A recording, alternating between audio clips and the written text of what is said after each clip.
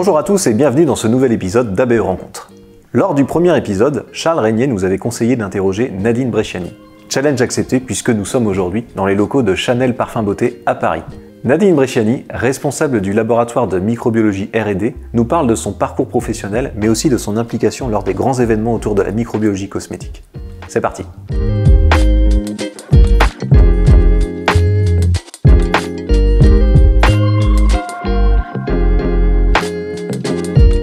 Bonjour Madame Bresciani. Bonjour, enchantée. Merci beaucoup de nous accueillir ici dans les beaux locaux de Chanel.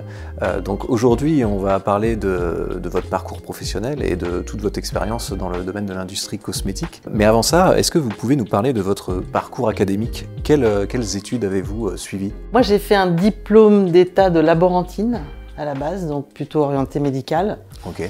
Je suis arrivée par hasard chez Bourjois à l'époque, puisque l'entreprise au départ était Bourjois. Et puis ils m'ont proposé de rester, donc voilà, j'avais le choix d'aller soit dans l'Oise, parce qu'on a aussi des usines dans l'Oise, et puis finalement je suis restée à Pantin. Alors la recherche et développement à l'époque sur Pantin était très réduite, puisqu'on faisait aussi du contrôle qualité, on était 15 personnes, donc vous voyez, aujourd'hui on est près de 300 salariés au sein de l'IRD, donc c'est quand même grosse évolution. Voilà, je suis rentrée dans le labo microbio comme ça, et puis en 2005, j'ai souhaité reprendre mes études pour faire un master 2 en contrôle qualité des produits de santé à risque microbio. D'accord. À la fac de pharma Paris 5, donc près du Luxembourg. Donc j'ai fait une validation d'acquis des expériences, je ne sais pas si vous le connaissez, VAE. Oui. Okay. Ça permet en fait de ne pas repasser tous les modules. Mais je suis retournée sur les bancs de la faculté pendant 3 mois, donc Chanel m'a donné l'opportunité de le faire. Et derrière, j'ai fait un stage, un rapport de stage, mais évidemment dans le laboratoire. Ce qui m'a permis d'obtenir un diplôme parce que je souhaitais valoriser mon expérience acquise. Voilà mon côté académique. Qu'est-ce que vous avez ressenti justement de retourner sur les bancs de l'école? Alors, ça a été plutôt hyper intéressant parce que grande expérience, mais c'est surtout le rapport prof-élève qui avait complètement changé depuis que moi j'étais allée à l'école. Donc, mais c'était super intéressant et très enrichissant. Un peu tendu au niveau emploi du temps, mais franchement, j'ai adoré ce moment. Qu'est-ce qui vous a attiré finalement vers le domaine de la microbiologie au tout départ? Ma formation médicale était assez large parce que je faisais aussi bien de l'hémato que de la parasito, etc. Mais c'est vraiment la partie microbiologie qui m'intéressait le plus. Dans le médical, c'est souvent une recherche de cause. C'était ce côté un peu enquête qui me fascinait, de savoir d'où venaient les micro-organismes, qui était le responsable de la maladie, etc. Donc voilà. Puis après, je suis arrivée dans la cosmétique. C'était quand même un domaine très, très différent. Et la réglementation cosmétique venait de se mettre en place. Donc il y avait énormément de choses à faire en termes de méthodes. Et quand je suis arrivée en fait chez Bourjois à l'époque, c'était pour mettre en place un système robotique pour remplacer la méthode traditionnelle. En fait, on avait travaillé avec une société de robotique. Okay. Donc c'était quand même très innovant à l'époque. C'était en 86, donc vous voyez. À quoi servaient ces robots du coup? Alors c'était un bras articulé qui venait récupérer des tubes, faire l'agitation, mettre en boîte, et après il y avait un système pour couler la gélose. Et donc il pouvait travailler la nuit. Enfin voilà, c'était un peu. Intéressant. Très innovant. Vous avez d'abord démarré en tant que technicienne de laboratoire, c'est ça? Est-ce qu'il y a un souvenir en particulier qui vous a marqué pendant cette première expérience de technicienne de laboratoire? Un souvenir précis, je dirais non, mais par contre, l'environnement usine, il y avait encore de la production à Pantin, que ce soit maquillage ou soins. Donc cette proximité avec les équipes de prod, j'avoue que c'était vraiment très sympa. Il y avait une ambiance incroyable.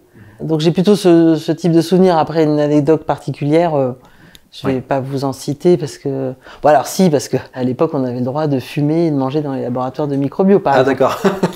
Donc c'est vrai que c'était quand même... Aujourd'hui, on est loin de ça. Mais, voilà. Est-ce qu'il y a une mission en particulier dans le métier de technicienne de laboratoire qui vous plaisait plus que les autres? J'aimais beaucoup, encore une fois, ce lien avec la prod. Donc aller faire des prélèvements d'hygiène, faire des prélèvements sur les matières premières. À cette époque-là, on avait un stérilisateur à l'oxyde d'éthylène sur le site. Donc il y avait toute cette approche stérilisation et tout ça qui était intéressant. Et puis le développement des méthodes, on était quand même assez libre. Aujourd'hui, on a des normes, donc ça a énormément d'avantages, mais ça a aussi des inconvénients d'être plus cadré, on va dire. Donc là, on avait quand même cette opportunité de pouvoir développer des méthodes à façon. Et est-ce qu'à l'inverse, il y avait des missions qui vous plaisaient un peu moins dans ce métier? J'ai pas souvenir de choses désagréables. Bah c'est beau. Bah ouais, franchement, que des bons souvenirs. Après, avec le temps, les choses désagréables peuvent s'effacer, hein, mais j'en ai pas, franchement. Ok, j'en ai pas. Très bien. Alors aujourd'hui, vous êtes responsable du laboratoire de microbiologie R&D chez Chanel Parfum Beauté. Quelles sont vos principales responsabilités au quotidien? J'ai comme mission principale d'assurer la stabilité microbiologique de tous les produits Chanel qu'on va mettre sur le marché. Donc en développement, je gère en fait à peu près une centaine de projets par an. D'accord. Alors évidemment en déléguant à mon équipe, parce que je ne suis pas seule à faire ça. Du coup, on suit toutes les étapes de développement qui sont très structurées chez nous, avec des jalons, des passages obligatoires, etc. La partie réglementaire, enfin tout ce qui va avec le développement d'un nouveau projet cosmétique. Donc ça, c'est ma mission principale. J'ai des liens avec les laboratoires des usines, puisqu'on a 2 usines dans l'Oise, une maquillage, l'autre soins. Et donc il y a des labos contrôle de libération. Donc la partie expertise revient à notre laboratoire, le développement des méthodes, la validation des méthodes, donc toute cette partie-là. Et du coup, je suis nous sommes les experts microbio de l'entreprise. D'accord. Vous êtes une équipe de combien de personnes? Alors nous sommes 4 au total avec moi. Il y a 2 techniciennes seniors. Alors quand je dis seniors, c'est pas forcément par l'âge, mais par leur grande expertise dans le métier. Et j'ai une chargée de projet qui travaille sur des projets un peu transverses, un peu d'innovation, enfin tous les sujets qui sont un peu à côté de la mission principale de stabilité microbio. D'accord. Est-ce que vous avez un exemple justement de projet innovation, comme vous dites? Alors c'est délicat de vous en parler parce que forcément il y a des choses qui sont pas encore... Oui, je comprends. Voilà. Mais on peut travailler aussi bien sur le packaging, des process un peu particuliers, des matières un peu particulières. D'accord. Chez Chanel, on est très orienté matières premières à façon de la maison. On a des Open Sky Labs, donc je ne sais pas si vous savez ce que c'est, mais en fait ce sont des jardins à ciel ouvert dans lesquels il y a des plantes Chanel dont on extrait des actifs qu'on va mettre dans les produits. Donc voilà, on peut participer à ce genre de choses. Alors, vous êtes également présidente de l'ANEM Coli. D'ailleurs, la dernière version vient de se terminer. Pouvez-vous nous en dire un peu plus sur cette association? Alors, l'ANEM Coli date de 1976, donc c'est la création, on va dire, de la réglementation cosmétique, qui n'était pas à l'époque une réglementation, c'était plutôt des recommandations. En tout cas, pour ceux qui connaissent peut-être l'histoire du talcum orange. Le talcum orange, en fait, c'est ce qui a engendré la réglementation cosmétique. C'est un talc qu'on mettait sur les fesses des enfants et qui a porté des matières nuisibles, mais c'est plutôt chimique, et qui a tué des enfants. Donc du coup, derrière, il y a eu un branle-bas-le-combat pour dire, bon, il faut faire quelque chose pour la partie cosmétique. Donc l'association s'est créée à ce moment-là parce qu'il n'y avait pas de formation à être microbiologiste en cosmétique. Donc on venait de tout horizon, mais on ne savait pas faire un challenge test, on ne savait pas forcément faire un contrôle qualité, les prérequis et tout ça. Donc en fait, ça a été créé par le professeur Bérins à Lille, à la faculté de Lille, pour des formations. On allait 15 jours se former sur le challenge test. Du coup, c'était, j'allais dire, un passage quasi obligatoire quand on arrivait dans le monde de la cosmétique en microbio, parce que c'était la référence pour acquérir une formation qui tienne la route, quoi. Donc très vite, je me suis retrouvée embrigadée dans l'association. Et puis c'était aussi un moyen de rencontrer des gens qui avaient les mêmes problèmes que moi. Sur toute la France, en fait. Sur toute la France, de pouvoir discuter de ces problématiques, trouver des solutions ensemble. Donc voilà, j'ai très vite participé à l'association, fait des présentations, etc. Et puis petit à petit, je me suis retrouvée présidente de l'association, parce que petite association depuis 2012 qui regroupe une 50aine d'adhérents. En tout cas, on a à cœur d'amener des solutions. Et ça se déroule chaque année à Lille, du coup. Alors à Lille, parce que c'est là où ça a été créé, donc on a gardé ce côté terroir auquel on tient particulièrement. Un petit mot sur cette édition, ça s'est bien passé, c'était intéressant? Je ne sais pas si je suis la plus objective pour vous donner un retour, mais c'était particulièrement intéressant. Souvent on fait une journée R&D, une journée plutôt orientée prod. Sur la journée R&D, on a abordé le Burkholderia cepacia, qui commence à devenir un germe spécifié en cosmétique via les États-Unis, mais voilà, d'autres instances. On a traité du microbiome, et derrière, toutes les revendications qu'on peut faire autour du microbiome. On a traité plein de sujets, mais je vous invite évidemment à aller sur le site pour voir et à nous suivre sur LinkedIn, parce qu'on peut facilement avoir des informations c'est déjà le cas. Par ce biais. C'est déjà le cas, mais j'espère bien. Vous participez aussi aux événements A3P. J'y vais depuis très longtemps. D'abord parce que il y avait peu de choses qui étaient proposées pour les microbiologistes cosmétiques. Donc on était toujours très intéressés par ce qui se passait dans le pharma, mais en tout cas, on a de plus en plus de liens très étroits avec le pharmaceutique, que ce soit quand on développe des produits avec une réglementation particulière. Donc voilà. Du coup, c'était vraiment un domaine intéressant. Est-ce que vous pouvez nous parler justement de votre rôle au sein du comité scientifique de l'A3P Cosmétique? Alors, l'A3P Cosmétique, on se réunit au moins une fois par mois à peu près pour construire le programme de juin de l'année suivante. Donc là, on va bientôt avoir une réunion parce que on a commencé un peu tard cette année. Enfin, il y avait quelques petits soucis techniques. Donc, on se réunit, on propose des sujets, on discute entre nous, puis après, on essaye de trouver des conférenciers qui peuvent être adaptés au sujet. Alors, comme à la NEMCOLI, on essaye de trouver des sujets d'actualité pour faire venir les gens et puis surtout pour pouvoir apporter encore une fois une connaissance, un partage. On tient beaucoup aussi à ce que les gens se sentent libres de pouvoir partager sur leurs problématiques, leurs besoins.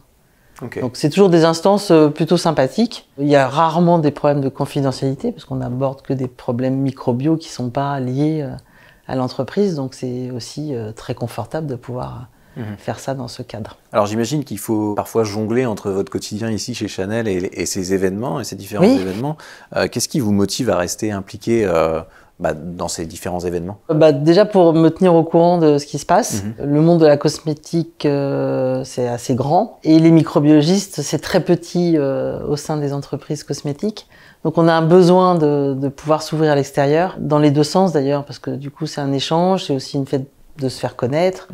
Et puis d'échanger sur, encore une fois, des choses que tout le monde vit finalement, parce qu'on s'aperçoit qu'on est rarement isolé dans ces problématiques-là. Donc voilà, ça se passe toujours très facilement et je suis très soucieuse de pouvoir apporter ça à l'entreprise. Et puis moi, j'ai des besoins aussi, donc d'avoir un réseau sur lequel on peut s'appuyer pour X raisons, d'ailleurs pas forcément que des problèmes, c'est forcément intéressant. Puis de se tenir au courant des innovations, de ce qui peut se passer dans le domaine des équipements, enfin tout ça, quoi. Très bien. Vous avez contribué au développement d'une méthode standardisée pour évaluer l'efficacité protectrice des emballages cosmétiques. Est-ce que vous pouvez nous en dire un peu plus sur ce projet? Alors ça aussi, ça a été très innovant. Autour de la table, il y avait des fabricants de packaging et des fabricants de cosmétiques. Et on s'est mis autour de la table pour réfléchir à comment on peut évaluer un pack protecteur. Puisque c'était un peu au moment où certaines marques sortaient des produits stériles. Et du coup, il y avait cette approche de, ok, un produit stérile, mais derrière, qu'est-ce que ça implique? Et forcément, un pack plutôt protecteur. Et comment on évalue cette protection du packaging? On s'est mis autour de la table et on a élaboré une méthode, encore une fois, applicable au laboratoire. Donc ça, c'était vraiment un projet super intéressant. On était quand même une quinzaine de personnes autour de la table, bon, pas régulièrement, mais c'est surtout qu'on a fait une collaboration étroite avec les fabricants de packaging. Donc eux, ils avaient une méthode pour évaluer de la même façon tous leurs packs. Et nous, derrière, on avait une méthode qu'on pouvait utiliser pour évaluer la protection du produit fini, puisque finalement, on est là pour ça. C'était vraiment un travail entre deux parties qui sont très différentes. Ouais, c'était la première fois que je vivais ça et je trouve que franchement, ça a été très productif et on a sorti une méthode qui tient la route. En tout cas, moi, je l'utilise au sein du labo pour, évidemment, avec des évolutions, mais n'empêche que c'était une base de travail hyper intéressante. Très bien. Vous disiez justement que c'était intéressant lors des événements de voir toutes les dernières innovations, etc. Quelles sont pour vous les avancées technologiques récentes en microbiologie qui vous semblent les plus prometteuses dans l'industrie cosmétique? Je suis toujours à l'affût de nouvelles technologies. J'en ai testé plutôt pas mal depuis une quarantaine d'années. J'en ai trouvé des excellentes. Et puis depuis 2-3 ans, on a une méthode qu'on a achetée chez vous, chez ABE, le Biolumix, qui répond parfaitement à nos attentes. Alors pas à 200% parce que ça n'existe pas. Une méthode universelle, pour moi, ça n'existe pas déjà par principe. Mais en tout cas, elle répond à, on va dire, 90% des produits de la maison avec une facilité d'utilisation. Donc ça sert pour les challenge tests et le contrôle qualité. Qualité. Alors ça, depuis peu, on l'a commencé l'année dernière. Dans nos usines, on a une autre technique de contrôle qualité via une méthode alternative qui avait été développée spécifiquement pour une typologie de produit, donc elle est conservée pour cette typologie. Voilà. Après, je regarde beaucoup tout ce qui est comptage en automatique, parce que ça peut être intéressant. Surtout pour des types de micro-organismes des fois un peu particuliers à compter. Traitement d'image et tout ça, me semble aussi quelque chose d'assez intéressant à creuser. Après, nous, on n'a pas trop de produits filtrables. Alors j'avoue que ça peut être aussi une contrainte particulière. Il faudrait pouvoir avoir suffisamment d'argent pour investir dans plusieurs techniques. Donc c'est aussi la problématique, c'est-à-dire qu'il y a des entreprises qui peuvent acheter, j'allais dire, 10 appareils avec des technologies différentes pour des produits différents. Nous, on n'a pas cette approche, mais on regarde toujours ce qui se passe. Moi, je pense que l'analyse d'image peut être très intéressante. On a aussi, mais ça on l'a plutôt en interne, de travailler sur l'intelligence artificielle. D'accord. Ou la gestion des data plutôt, pour essayer d'avoir des modèles, on va dire, de prédiction sur des résultats de challenge test. Et c'est quelque chose sur lequel on travaille beaucoup chez Chanel. D'accord.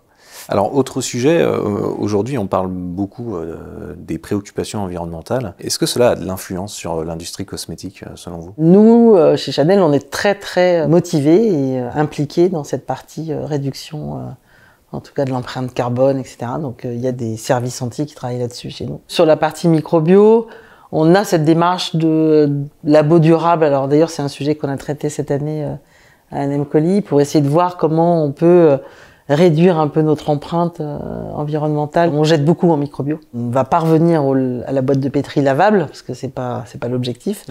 Mais on se pose quand même des questions et trouver des moyens pour rationaliser le consommable, essayer de trouver des choses un peu intelligentes à faire dans ce domaine.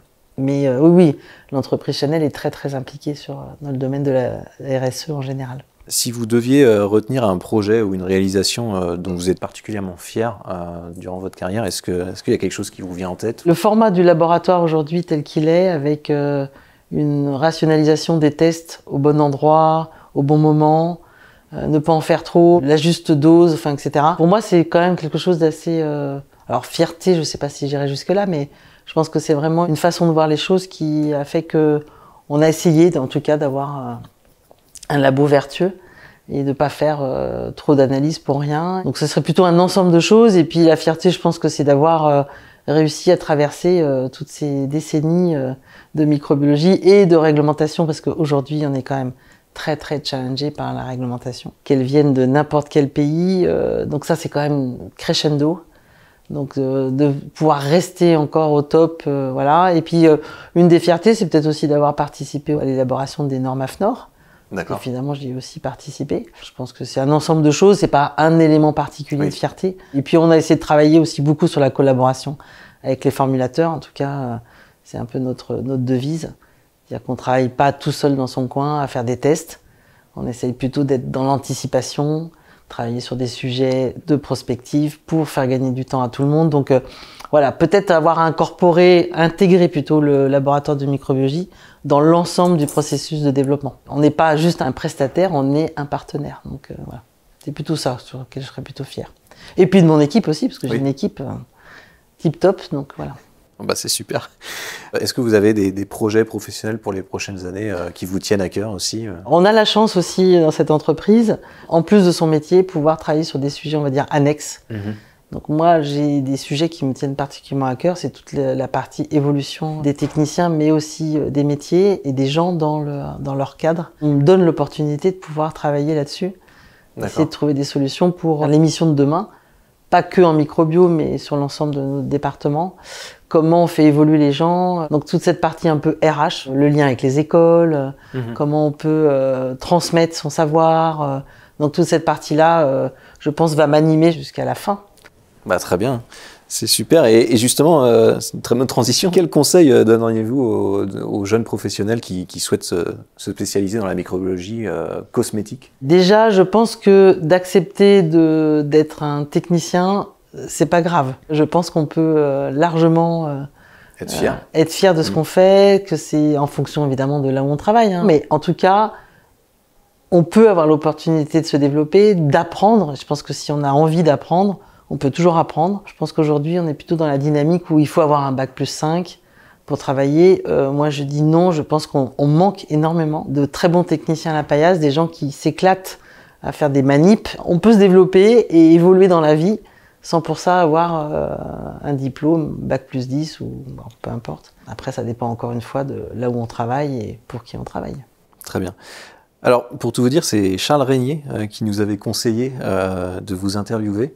Voilà, on le remercie d'ailleurs parce que c'était très intéressant et merci à vous, bien sûr. Oui, j'ai vu son interview, c'était aussi très intéressant. Alors, c'est à votre tour maintenant. Est-ce que vous avez une personne en tête? Quelle personne vous nous conseilleriez d'interviewer? J'ai deux coups de cœur dans ma vie professionnelle. Et bizarrement, les deux sont des mycologistes. Docteur Carlotti, je ne sais pas si vous connaissez Arnaud Carlotti. Non, mais je vais m'enseigner. Okay. Donc aujourd'hui, il avait monté sa boîte Idemic, okay. Donc sur l'identification moléculaire. C'était un des spécialistes sur les moisissures. Donc voilà. Okay. Et puis Sébastien Vacher, qui lui aussi, que vous connaissez sûrement, oui. de chez Conidia. Donc pareil, c'est deux rencontres professionnelles qui m'ont beaucoup marqué. D'accord. De par leur envie de transmettre aussi. Je me rappelle avoir passé 2 jours avec Monsieur Carlotti à regarder des moisissures au microscope. Okay. Voilà, c'est des souvenirs comme ça, mais voilà, c'est des gens passionnants, passionnés, qui font avancer la science. Défi accepté. Défi accepté. Très bien. Ok, bah merci beaucoup Madame Bresciani je vous en prie. Cette interview, c'était très intéressant. Bon, en tout cas, je retiens à remercier ABE d'une façon générale pour son soutien, parce que quand on a commencé à travailler sur les méthodes alternatives, c'était un vrai bonheur de collaborer avec votre équipe, donc ça c'est top. Bah, c'est quelque chose d'important, ouais. D'avoir des soutiens techniques plutôt que d'avoir juste des vendeurs. Donc merci pour ça, de nous accompagner encore. Donc voilà, ça aussi ça a été une belle rencontre. Donc, merci à vous. Bah, c'est un plaisir pour nous aussi et merci beaucoup. Je vous en prie. Et quant à nous, on se retrouve très bientôt pour une prochaine rencontre.